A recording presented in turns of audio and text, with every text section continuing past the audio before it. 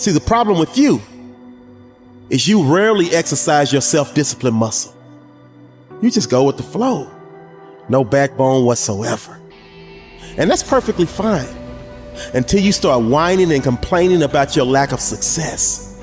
That at some point along the way, we get confused and we misunderstand who we are. We start building this false sense of self around all the stories and all the labels and all the things. And we start living our life that way. And we get confused about how life works, how we interact with life. And we start living much smaller than we really are. See, if you go through life holding back, and most of us do, most of us, if we ask ourselves, have we done all we can do? Most of us will have to answer, no, we haven't. We've been holding back. We have ideas that we don't act on, things we want to do. We're afraid to take chances. You refuse to raise your standards. You refuse to push yourself. You refuse to give a little bit more, give a little bit extra. All that you have to do in order to start to pursue your dreams is take small actions every day that align your life in that direction. You have to be willing to be hungry enough to understand that if this is something that you are truly going after, then work has to be applied. You can't make excuses. You can't ask for a pass. And you got to understand that you got to pay a toll to cross the bridge. Whatever your answer is, you can do it right now, today, starting today, right? It's still possible. You can start doing that right now. It's empowering the present with the future. There is nothing stopping you from making it happen right now.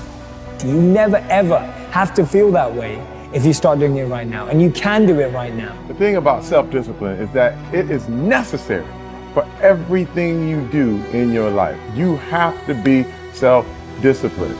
And once you understand that you can always make a different choice and get a different reaction, and that's the power in your life. That's the power that you have, is no matter what's going on, you can choose to think differently, believe differently, see differently.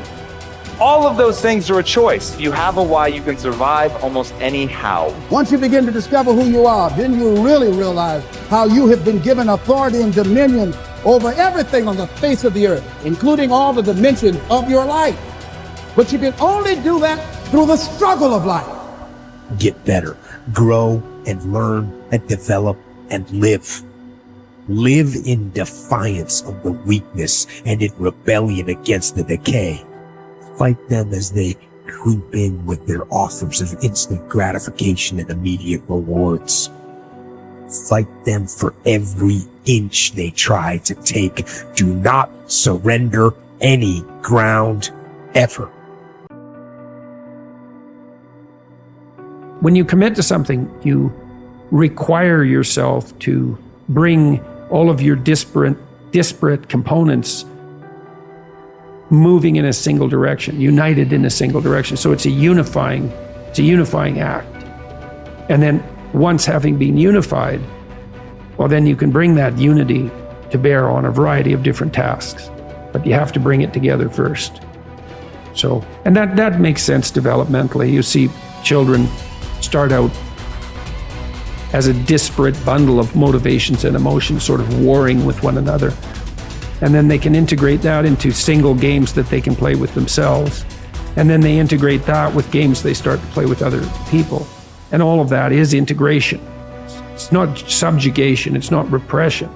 Not if it's a good game, it's integration. You want to get integrated because then you have all the horses that are pulling your chariot pulling in the same direction.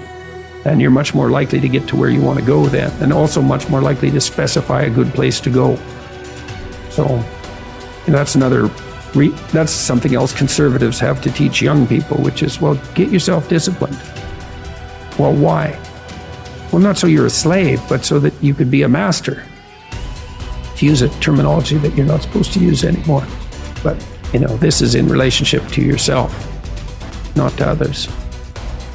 So, yeah, and to begin with, you have to accept an external master because you just don't have the wisdom to do that for yourself, or the ability or the opportunity often. Everybody knows this. They feel bad when they decide they're going to get themselves in good shape and go to the gym, and lasts like 3 attempts, yeah. And then no one's happy about the fact that they quit. And they berate themselves for it. And we know that we need to go through a disciplinary process. And we need to subjugate ourselves to a disciplinary process. That's part of the problem with the constant harping about the, oppressive patriarchy. But you need a disciplinary process. So, well, that's just oppression and slavery. It's like, no, it's not. No more than a game is. Not a good game. A good game isn't oppression and slavery.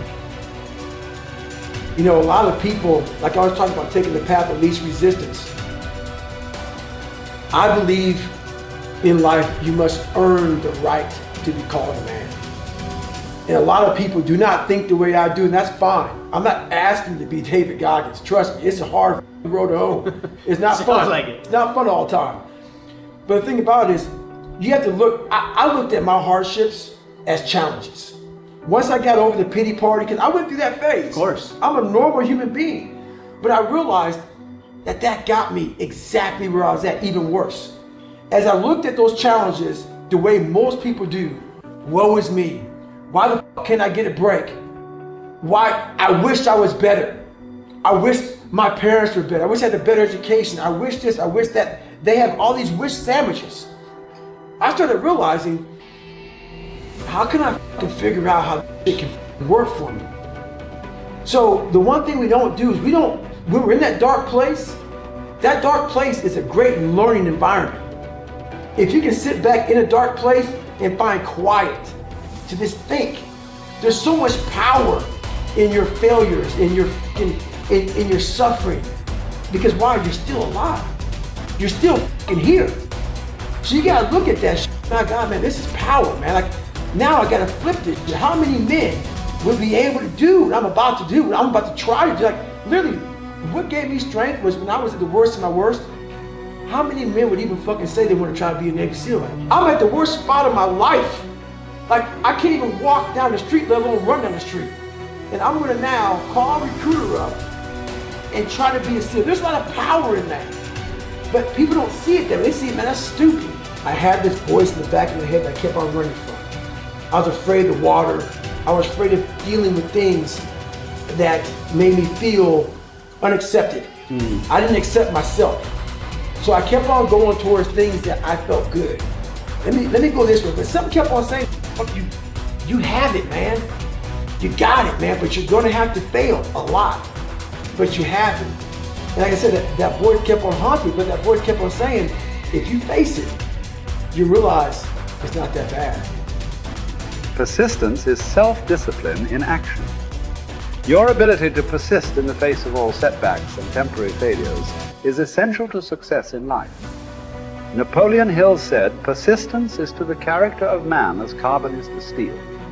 The primary reason for success is persistence, and likewise the primary reason for failure is lack of persistence, quitting too soon. There is a direct link between self-discipline and self-esteem. Each time you discipline yourself to do what you should do when you should do it, whether you feel like it or not, your self-esteem increases. This, why there is direct relationship between self-esteem and persistence. Each time you persist and force yourself to continue on, even when you feel like quitting, your self-esteem goes up. Each act of self-discipline strengthens every other act of self-discipline. Every act of persistence strengthens every other act of persistence. When you discipline yourself to persist over and over, you like and respect yourself more and more. You become stronger and more confident. Eventually, you become unstoppable. Persistence is its own reward. Every time you force yourself to persist on a task, whether it is large or small, you feel happier and better about yourself. When you go the extra mile and do more than you are paid for, or more than is expected, your self-esteem goes up. You feel more powerful and in greater control of your life. In your career, when you go the extra mile, you put yourself on the side of the angels. The primary difference between winners and losers in life is simple. Winners never quit, and quitters never win. Your ability to respond effectively to setbacks, your level of response ability, is the measure of your readiness to succeed. When you experience a major setback or problem, you will feel temporarily stunned. This feeling is very much like a punch in the emotional solar plexus. You will be stopped for a few seconds or a few minutes. During this period, you will often feel discouraged or experience self-pity. You will say, "Why me?" However, it is not how far you fall that counts, but rather how high you bounce. Your aim is to bounce back as quickly as possible.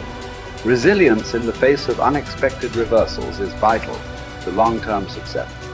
Remember the warrior's creed: I will lay me down to bleed a while and then rise and fight again. Don't be surprised, shocked, or set back when things go wrong. Your best laid plans will often fall apart. Instead, expect disappointments and setbacks as a part of life. Take a deep breath, pick up the pieces, and continue onward